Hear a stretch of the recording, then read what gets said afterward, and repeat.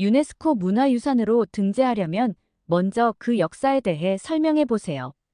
여기 영국 런던에 위치한 유네스코 회의실에서 일본의 사도광산을 세계 문화유산으로 등재하기 위한 회의가 진행되고 있습니다.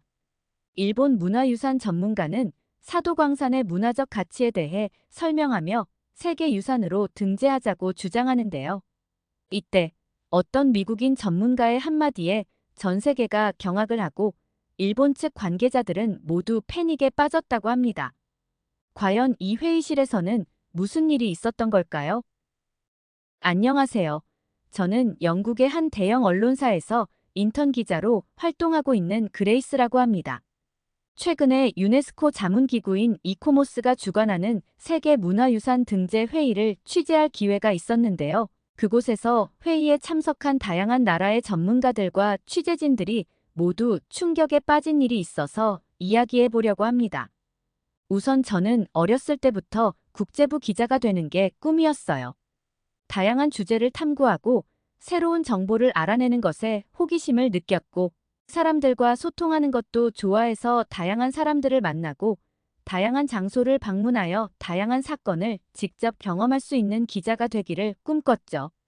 그 중에서도 특히 국제부 기자가 되고 싶었는데 왜냐하면 다른 분야의 기자들과 달리 국제부 기자는 여러 나라를 여행하거나 주재하면서 다양한 나라의 문화와 사람들을 접하는 경험을 할 수 있기 때문이죠. 새로운 것을 알아내는데 흥미를 느끼고 여행을 좋아하는 저에게 국제부 기자라는 직업은 정말 매력적으로 다가왔어요. 그래서 저는 어렸을 때부터 국제부 기자가 되겠다는 열망을 가지고 정말 열심히 공부해서 런던 정치경제대학교의 언론학과에 들어갔고 그곳에서도 기자가 되기 위한 다양한 경험을 쌓았습니다.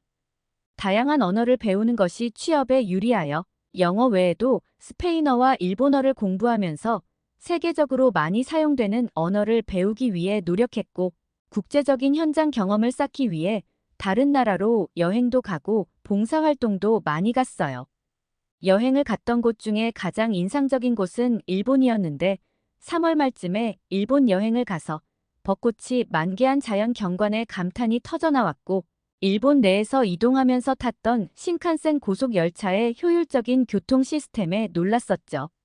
그래서 일본 여행을 하면서 일본어도 더 많이 배우게 됐고 일본의 문화와 역사도 알게 되었어요.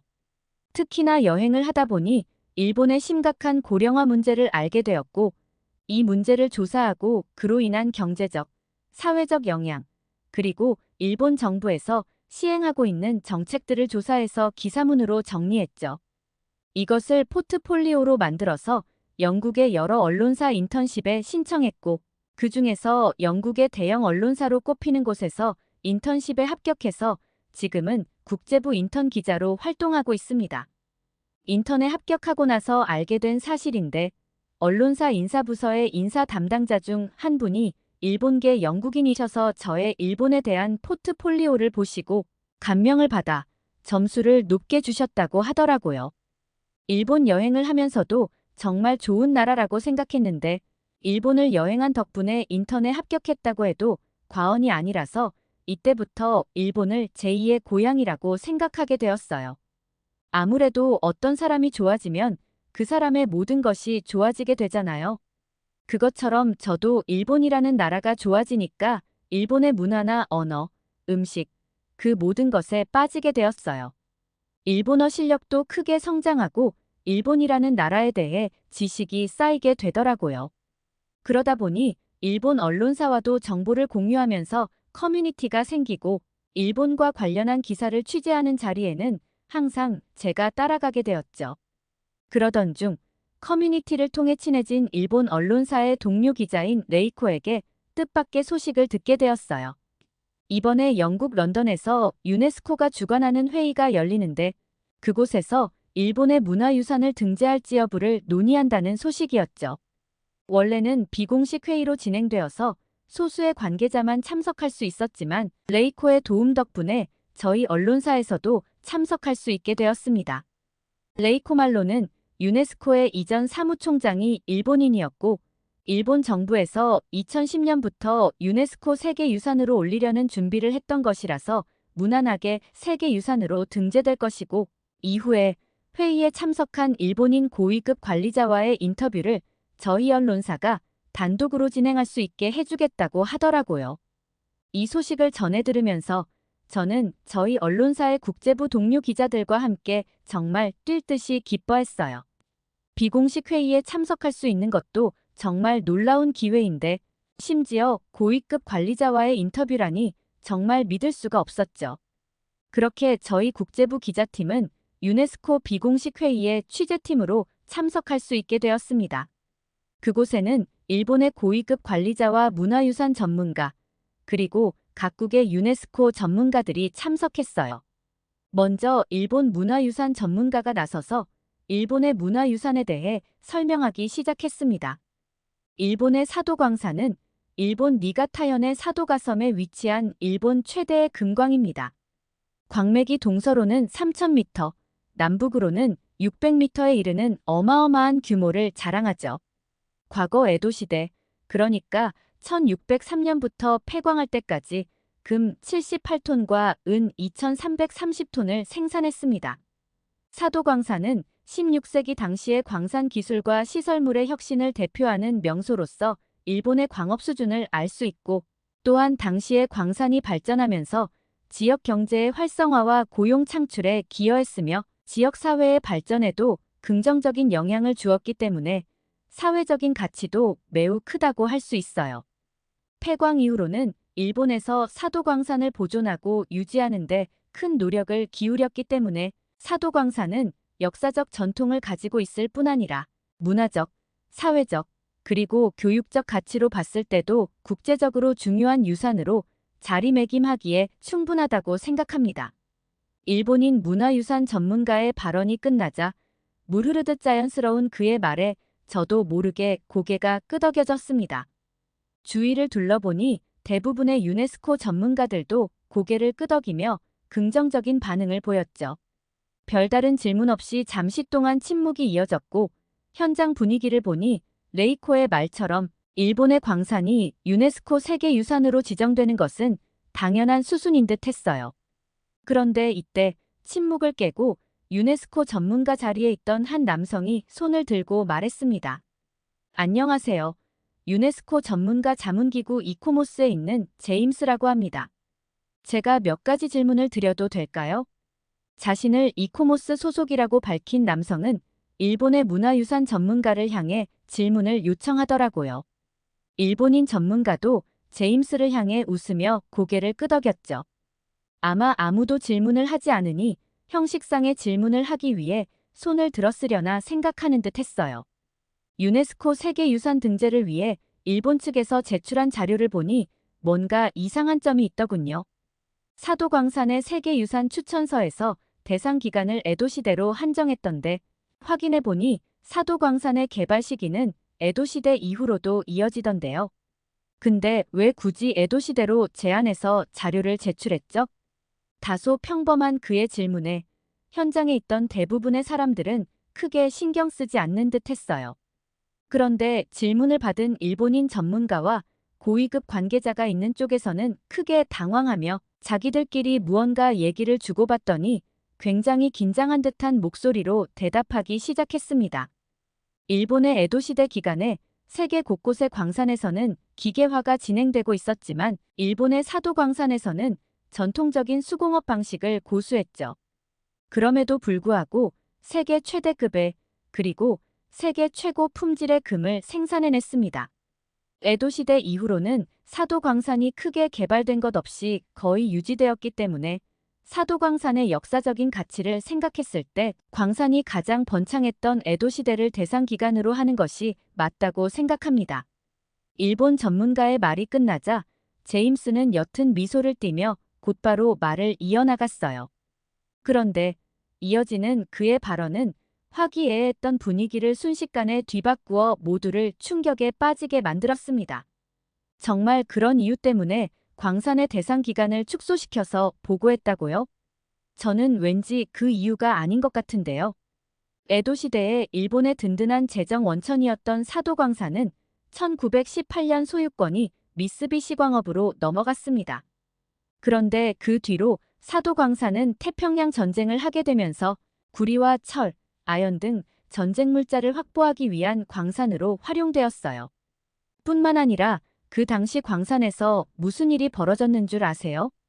무려 1000명이 넘는 한국인 노동자들이 강제 동원되어 노역했죠.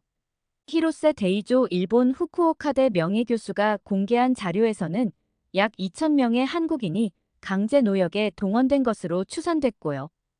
유네스코 세계문화유산은 일본인뿐 아니라 인류 전체의 가치가 있는 문화유산이 등재되어야 합니다. 즉, 인류의 전체적인 관점에서 보호해야 할 보편적 가치를 지닌 문화를 보존하기 위한 것이라고 할 수 있죠. 그런데 일본의 사도광산과 같이 식민지 사람들을 본인의 의사와 상관없이 강제 노역에 동원시키고 태평양 전쟁의 군사물자 확보에 활용된 그 시설들을 세계문화유산으로 등재하는 것이 과연 타당한지 모르겠군요. 뿐만 아니라 지난 2015년에 일본의 군함도가 유네스코 세계유산으로 등재되었죠. 그런데 2015년에 군함도를 세계유산으로 등재할 때도 일본 정부는 유네스코에 추천서를 제출하면서 대상 기간을 1850년부터 1910년으로 한정하려 했었습니다. 왜냐하면 군함도에 있는 하시마 탄광에서도 일본이 한국을 식민 지배하던 시기에 한국인을 탄광 노역에 강제 동원시켰다는 기록이 있거든요. 2000명이 넘는 한국인이 강제 노동에 동원되었고 그곳에서 노동을 하다가 사망하면 화장했다는 기록도 남아있는데 화장된 한국인 시체 수가 129 넘게 발견되었죠. 한국인을 강제 징용하여 석탄 노동을 시킨 곳이고 이렇게 많은 한국인들이 희생되었음에도 불구하고 일본은 자신들의 근대화 상징으로만 명시할 뿐 한국을 식민 지배했던 시기에 만행은 숨기려 했죠. 그때는 일본에서 한국인 강제 징용을 인정하고 역사관을 만들어 한국인 희생자를 기리는 내용을 전시하겠다는 조건으로 간신히 등재에 성공했습니다. 그런데 일본은 어땠나요? 군함도가 세계유산으로 등재된 직후에 바로 태도를 바꿔서 한국인 강제 노동의 사실은 전혀 언급하지 않고 있죠. 그게 2015년인데 지금까지 유네스코와의 약속을 지키지 않고 있네요. 아니, 오히려 2020년에 전시관을 개관했을 때는 한국인 강제 노역을 부정하는 증언을 부각하기도 했더라고요. 참다 못한 유네스코 위원회에서 2021년에 일본 정부에게 일본이 지금까지 한국인 강제징용에 대한 사실을 부정한 사실에 대해 다시 한번 지적하고 얘기했는데도 무시했고요. 그런 전적이 있는 일본인데 과연 이번 사도광산 등재도 순수한 이유로 대상 기간을 축소해서 보고했을까요? 처음부터 일본은 사도광산도 군함도를 등재할 때와 마찬가지로 한국인 강제 노역이 문제가 될 것을 우려해서 대상 기간을 에도시대로 한정한 거 아닙니까? 사도광산이 태평양 전쟁 당시 한국인을 강제로 동원시켜 부려먹으면서 월급은 제대로 주지 않은 것은 일본 공문서와 각종 자료를 통해 확인되었어요. 그런데도 일본은 사도광산의 세계문화유산 등재 추천서에 이런 내용은 빼고 대상 기간을 에도시대로 한정했고 이전에 군함도를 등재할 당시에도 한국인 강제 노역 기간을 제외하여 대상 기간을 축소시켰는데 이는 누가 봐도 반복적으로 그리고 의도적으로 역사적 진실을 숨기고 왜곡하려는 거 아닌가요? 그리고 애초에 유네스코와의 약속을 여태껏 지키지 않고 있는 일본인데 또다시 식민 지배하던 나라의 강제동원 역사 현장을 문화유산으로 등재하겠다고 하는 건 정말 뻔뻔하기 그지없군요. 제임스는 유네스코 전문가 자문기구 위원답게 놀라운 역사 지식으로 말을 쏟아냈습니다. 그리고 제임스의 말이 끝나자 현장에 있던 모두가 경악을 금치 못하며 장내가 술렁이기 시작했고 일본 측 관계자들의 표정이 순식간에 굳어졌죠. 저 역시 너무나도 충격적인 그의 발언에 너무 놀라 한동안 말을 잇지 못했어요. 결국 무거워진 분위기 속에서 유네스코의 다른 전문가들이 회의를 이어나갔습니다. 한참의 회의 끝에 제임스의 옆에 앉아있던 다른 유네스코 관계자가 이렇게 말했죠. 일본의 사도광산은 유네스코 세계유산으로의 등재를 보류합니다. 일본의 에도시대와 이후의 광산 개발 시기가 공간적으로 겹치는 점을 고려할 때 사도광산의 개발 기간에 대한 해설과 전시를 에도 시대에만 국한할 수 없다고 판단했습니다. 따라서 사도광산이 개발된 다양한 시기의 개발 기간과 그 역사적 맥락에 대해 외국인들도 이해할 수 있게 인류의 완전한 이해를 보장하기 위해 에도 시대 이후의 시기도 포함해야 합니다. 또한 구남도 세계유산 등재 시 유네스코에 얘기했던 한국인 강제 노역 자료와 노동환경, 사망자 등을 제대로 기술하여 전체 역사를 설명하는 센터를 만들 것을 촉구하며 이는 한국과 논의하길 권고합니다. 일본에서 이와 같은 내용을 보완하여 제출하면 다음 유네스코 세계유산위원회 회의에서 세계유산으로 등재될 수 있을지 검토하겠습니다. 일본 사도광산의 유네스코 세계유산으로의 등재 보류가 확실시되자 일본 측 관계자들의 표정은 굳어지는 걸 넘어서서 거의 패닉에 빠진 듯 했습니다. 모두들 우왕좌왕하며 당혹감을 감추지 못하더군요. 저 역시도 일본을 제2의 고향이라고 생각하며 일본의 언어와 문화, 음식뿐 아니라 일본의 역사까지도 잘 알고 있다고 생각했는데 오늘 들은 내용은 가히 충격적이었습니다. 저 혼자 일본의 역사에 대해 공부할 때는 일본의 역사 교과서나 일본의 역사 교육 사이트를 참고했는데 그곳에서는 일본의 한국 식민지배 시기에 대해 단순히 일본이 한국을 식민지배했었다. 1910년에 한일 조약을 맺었다. 이런 식으로 나와 있었거든요. 그런데 그렇게 많은 한국인들을 강제로 노역에 참여시키고 그러다가 죽으면 시체를 처리했다니 정말 믿을 수가 없더라고요. 게다가 일본에서는 그런 사실을 인정하거나 반성하기는커녕 오히려 이전에 했던 약속을 어기고 모른 척하면서 뻔뻔하게 또 다른 강제동원 역사가 담긴 문화를 세계유산으로 등재시키려고 했다니 정말 소름이 돋았습니다. 나중에 찾아보니 일본에서는 한국을 식민지배한 후로 지금까지 한국의 충분한 사과나 반성 없는 태도로 일관되고 국제적으로는 역사적 사실을 은폐하거나 왜곡한 정황이 정말 셀 수 없이 많았어요. 기본적으로 일본의 역사 교과서는 한국을 식민지배하던 일제강점기의 부정적인 측면은 축소하고 긍정적인 측면만을 강조하고 일본 정부나 관련 단체가 일제강점기 동안 벌어진 인권 침해나 전쟁 범죄와 관련된 자료를 공개하지 않거나 소각하려는 시도가 있었더라고요. 특히 한국인 강제징용뿐 아니라 위안부 문제에 대해서도 알게 되었는데 일제강점기 동안 일본군이 한국 여성들을 강제로 끌고 가 성노예로 삼았으면서도 현재는 위안부의 강제성을 부정하거나 왜곡하려는 시도를 하면서 한국인 위안부 피해자들의 고통을 외면하고 있더군요. 그러면서도 일본 내에서는 일제강점기와 관련된 역사적 기념물이나 유적지를 철거하면서 그 의미를 축소하려 하고 일본 국민들이 과거의 잘못을 기억하지 않도록 일본 정부 차원에서 역사를 은폐하고 세뇌시키고 있으니 정말 일본의 만행은 끝이 없어 보였어요. 저는 너무 소름이 돋아서 이날 이후로는 일본어도 공부 안 하고 일본 음식도 안 먹고 무엇보다도 국제부 기자로서 일본이라는 나라가 저지른 만행에 대해 알리고 있어요. 국제부 기자로서 사회적 책임감을 가지고 진실만을 대중들에게 전달하기로 마음먹었죠.